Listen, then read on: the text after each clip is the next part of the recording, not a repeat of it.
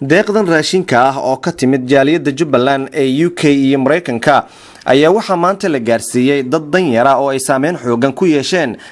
fatahaadihii iyo daadadkii ka dhashay roobkii xooganaa ee dhawaanahan ka daayay meelo badan oo Soomaaliya ka mid ah gaar ahaan gobolka Jubbada Hoose waxaana maanta deeqdaasi la gaarsiiyay dadka ku nool deegaanada dhulka waqooyiga ee magaalada Kismaayo iyadoo halkaasi ku dhawaad 60 qoys oo dad danyara barakacayaan u badan maanta deeqdaasi la gaarsiiyay Cabdirashiid Axmed Cali oo wakiil ka ahaa jaaliyadaasi ayaa ugu horeyn goobta ka hadlay isagoona cadeeyay in dadka danyarta ah ee deeqdii loogu soo dhiibay maanta uu gaarsiiyay dadkaasi tabaan gudbinay wixii aad noo soo dhiibteen oo ahayd oo noo soo dhiibeen jaaliyada Jubbaland UK oo qayb ah iyo qayb ka mid ah Mareykanka gabar leeyahay Cabdi Maxamed Cabdullaahi gabar leeyahay labadaas ayaan dadkaas ay noo soo gaarsiin kulli dhamaantood waa jaaliyadaha Jubbaland wayna soo gaarsiin jaaliyada Jubbaland oo UK oo maartay wakiil u yihiin Cabdirashiid Ilaal iyo Cabdinaasir Xaaji Cali dadkaas wayna soo gaarsiiyeen si fiican baan ugu gudbinay waa arkaysan dadkii asaga ahaa Ilaahay idinka ajir siiyo meeshaad ka soo bixisana badal khayr qaba Allah ka idinka siiyo qofka sadaqada bixiya iyo kan u soo dadaala ee u soo aruuriyo ee u ordo oo waqtigiisa galiya waa isku mid waay sidoo kale deeqdan waxaa ka mahad celiyay dadkii danyarta ahaa ee maanta deeqdan la gaarsiiyay maanta mas'uuliintii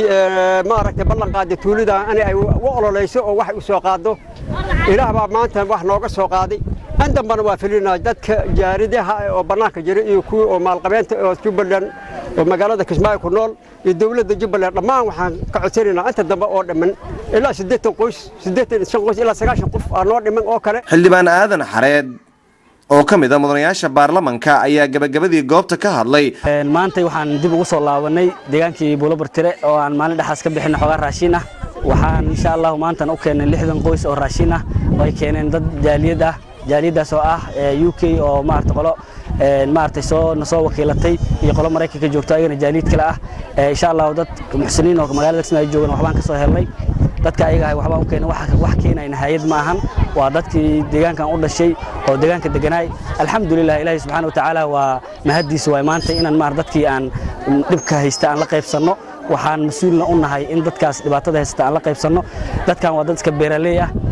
beerihii hadda sanadii hore lama aan abuuranin alxamdulillah sanadkan insha Allah way nimceysan doonaan laakiin horteeda waxay u baahan yihiin insha Allah in dadkii ay deegaankii lagu xasiliyo oo ay si u joogaan aadan maxamed salaad raadiyaha telefishinka qaranka magaalada Kismaayo.